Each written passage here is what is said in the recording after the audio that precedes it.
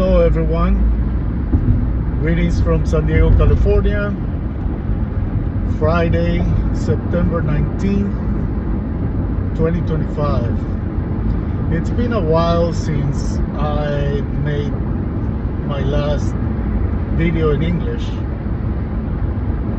and of course there's many reasons for it that it doesn't matter. I haven't, and I apologize for the people who follow me and only speak English or prefer to speak English. This video is a vulnerability video. I am not a psychologist. I am not a psychiatrist, and I am not a therapist, but I am a patient of those three professionals. Plus, I have done my homework, going through many self-development books and classes and periods in my life. I am not a martyr. I'm a survivor, and I have several conditions that many of us suffer, which is chronic depression and PTSD. I haven't been in any wars. I was in the Naval Academy of my country, but I have been in many traumatic experiences in my childhood and in my adult life. I want to talk about something normal in human beings. Excuse my touching my nose, I have severe allergies as well, which doesn't relate to the psyche, but I just wanted to mention so you understand why I have to touch my nose very frequently. This condition is called desire of belonging or need to belong. It's normal for the survival of human beings, and it touches the ego, which is also important survival tool that we have in our systems. But when it's too exaggerated, it is not in survival mode anymore. It is in wannabe anymore. Not wannabe anymore, but wannabe now. Many of us were born in middle-class families, or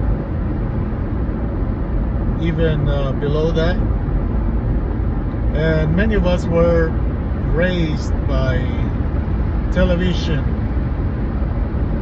We have seen cases of serial killers and psychopaths and sociopaths, which have suffered what many of us have, which is bullying, or for many reasons, like we wet our beds, or we were poor, we didn't have enough clothes, we were in an environment where all the peers were from richer families, or better looking, or bigger, or any other aspect of them that made us believe we were inferior. In that particular point, our ego becomes extra alive, and we become a wannabe individual. We want to be the same or better than somebody or some groups, and we want to belong. Let's say the bullies. I was a bully because I was bullied. Yeah, I was bullied up to 7th or 8th grade. I was little, skinny, and well, not too little, but skinny and weak. And then I got into sports, and I became super tall, particularly for my country, for my city, for my group. And I became really strong, and then I started bullying. I wanted to belong. I wanted to be cool, like those people that were around me, or that were before me in my middle school. You can also see this wannabe, this desire of belonging in a very popular movie called Grease with John Travolta and Olivia Newton-John. Olivia was super shy, super mellow, but she wanted to be like her friends. The same with Travolta. He had a sensitive side, but he wanted to be like his friends, so he wanted to belong. In the prisons, that happens too. If you don't survive, if you don't belong, you don't survive. So you want to be like the meanest ones, so you can be untouchable or respected. The same situation happens in real life, and sometimes unconsciously. Many of us want to be elite in one way or another, in one aspect or another of our lives. Let's talk about politics. My people, Latino people, or minorities, they want to be Americans. We want to be Americans. We want to blend in. And many times we have the misunderstanding that we have to stop being us and being them to be able to belong. And that is reflected too in the voting practices, in the political party affiliations. Many Latinos and many minorities believe that being Republican is being more American, because Washington was Republican, Thomas Jefferson was Republican. To start with, Republic is different type of government compared to royalty. Republic is an independent country. Royalty is the ruler of reign of a group of territories. So that's the reason why Washington was Republican, because he fought to create a republic. Now, the beliefs that the Republican Party had back then is different than the beliefs that Republicans have now.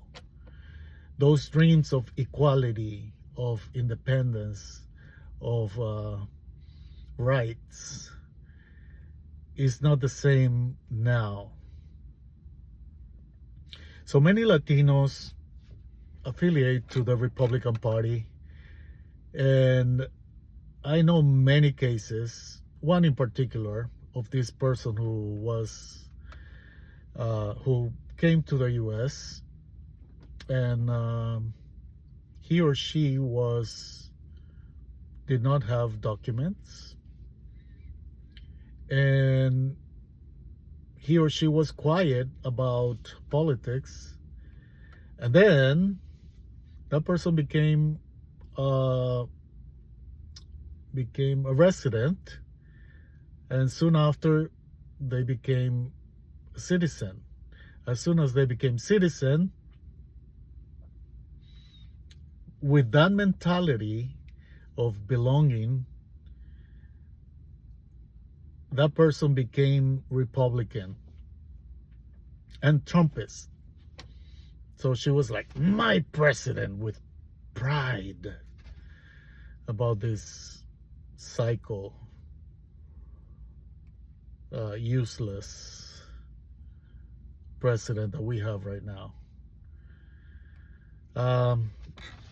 So that desire of belonging, or need of belonging, well, the need of belonging is the natural one. The desire of belonging is a choice. You desire to belong to Hollywood. You desire to belong to the elite groups, the Lions or the Masons, or anything that represents elite. It is not normal. It is not normal. You require so many things to survive,